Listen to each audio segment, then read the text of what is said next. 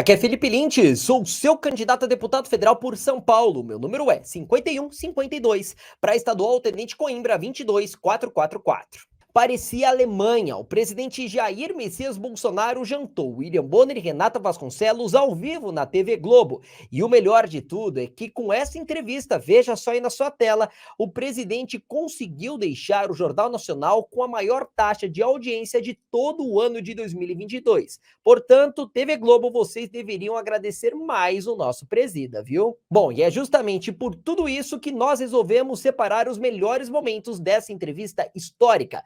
Vamos acompanhar.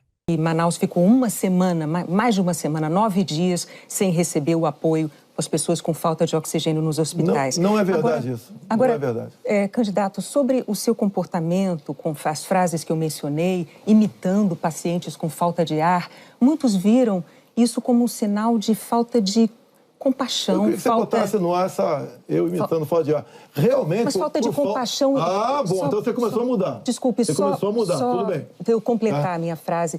Muitos viram isso como uma falta de compaixão, de solidariedade com os doentes, com as vítimas, com os parentes das vítimas.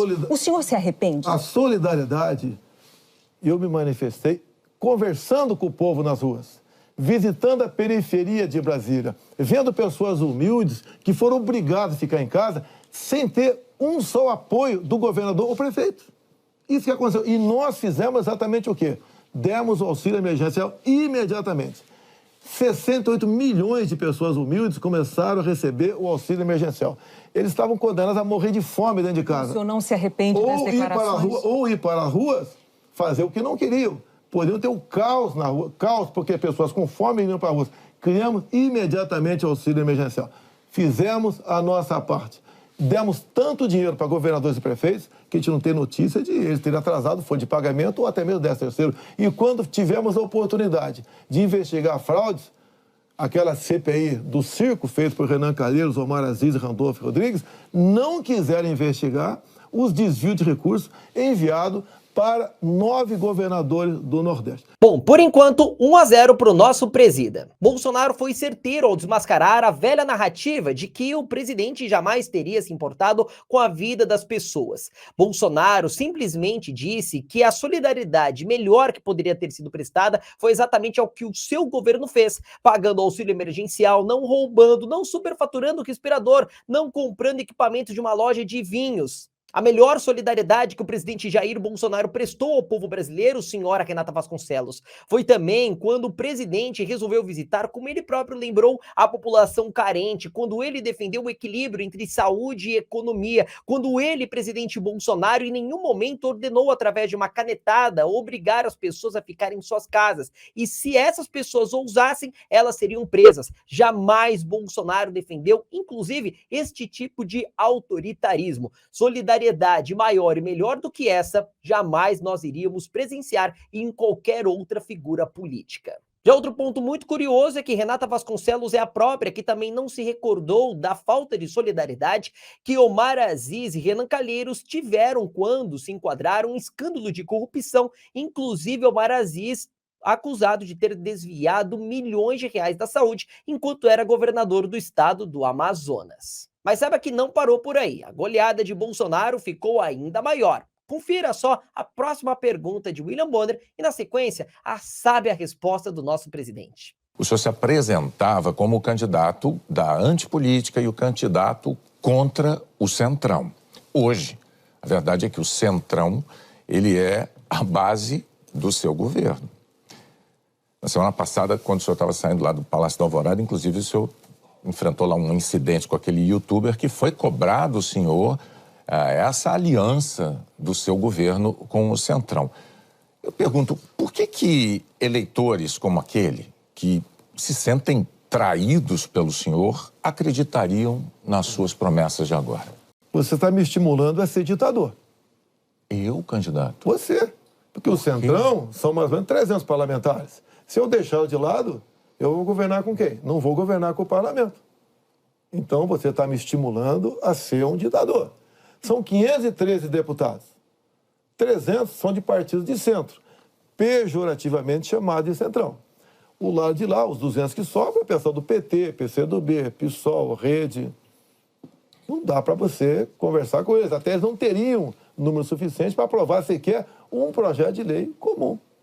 Então, os partidos de centro fazem parte, em grande parte, da base do governo para que nós possamos avançar em reformas, como temos avançado em muitas coisas. Como, por exemplo, através do Centrão, nós conseguimos o Auxílio Brasil de R$ 600 para 20 milhões de famílias. Dá para imaginar isso? E olha só, os partidos de esquerda votaram contra o parcelamento dos precatórios, que era condição para a gente dar lá atrás R$ 400 de Auxílio Brasil para esses mais necessitados. Então o PT votou contra o Auxílio Brasil de 400. Não, votou contra a questão dos precatórios. Do parcelamento, que sem parcelamento você não tem como conseguir recurso no orçamento para pagar os 400. Assim como agora o PT também votou contra, tá? Ou melhor, discursou contra os R$ 600 e votou favorável.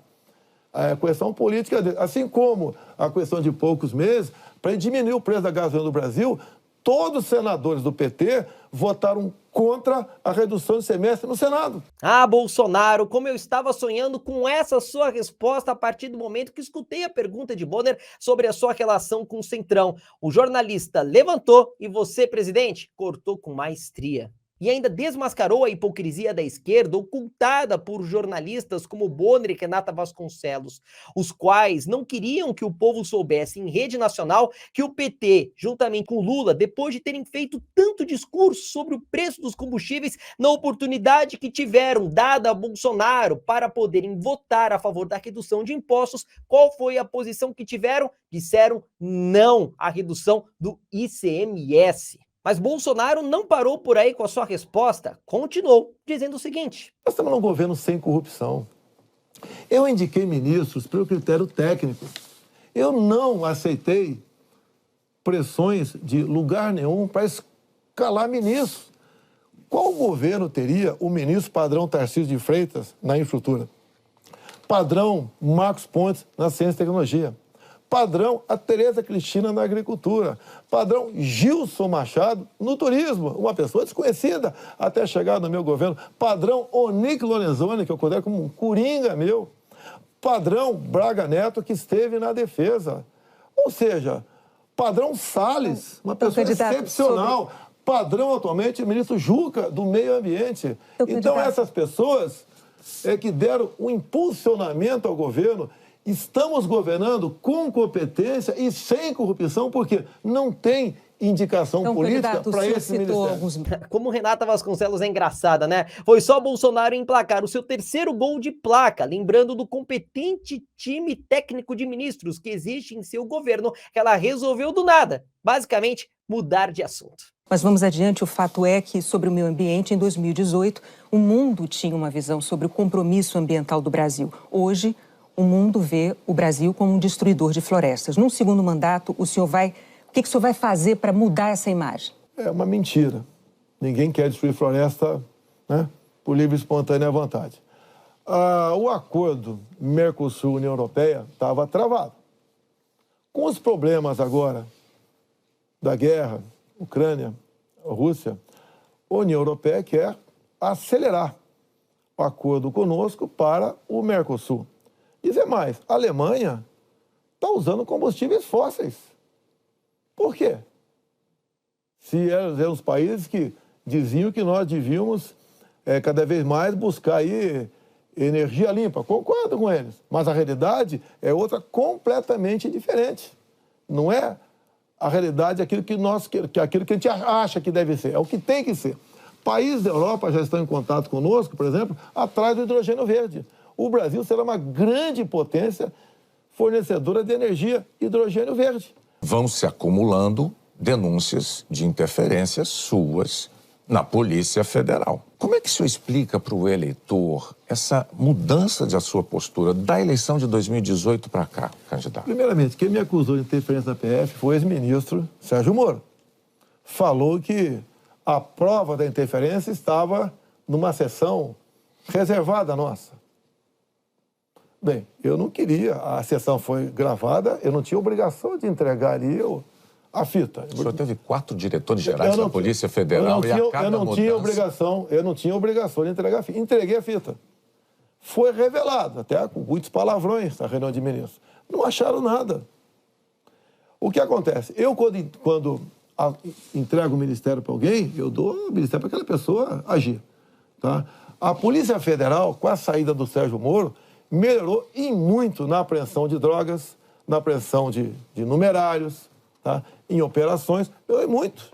Em armamento, melhorou. Agora, ninguém comanda a PF, Bonner. Se pudesse comandar, o Lula teria comandado, a Dilma, o Temer, seja lá quem for. O que eu tenho a falar para a população brasileira? Peguei o Brasil numa situação crítica, na questão ética, moral e econômica. Começamos a trabalhar, tá? Fizemos muitas reformas em 2019. Infelizmente, tivemos a Covid, depois tivemos a guerra lá fora, tá? Tivemos uma seca enorme. E nós fizemos tudo possível para que a população brasileira sofresse o menos possível.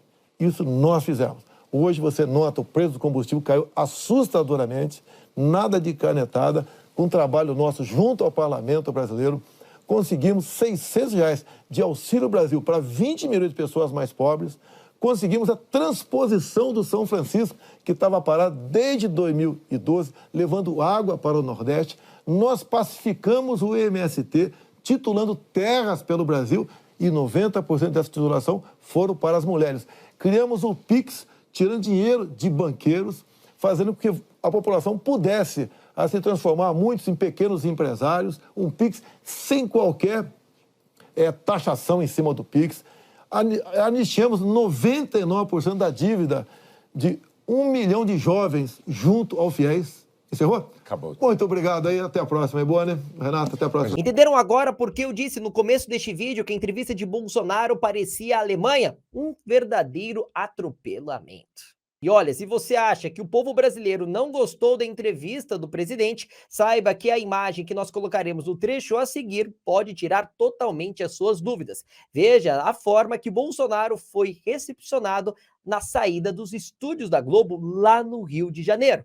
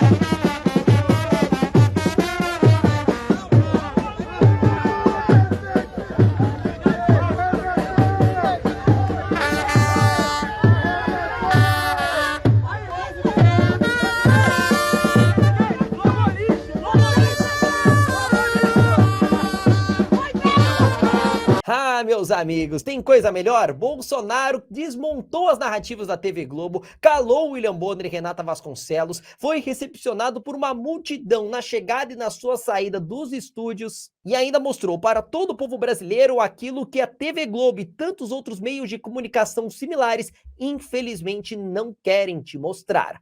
Pessoal, se você gostou desse vídeo, já sabe, curta, comente e compartilhe os melhores momentos da entrevista de Jair Bolsonaro no Jornal Nacional. Meu nome é Felipe Lintz, sou candidato a deputado federal por São Paulo. Se você gosta do meu trabalho, vote Felipe Lintz, deputado federal. Meu número é 5152. Te vejo na próxima oportunidade.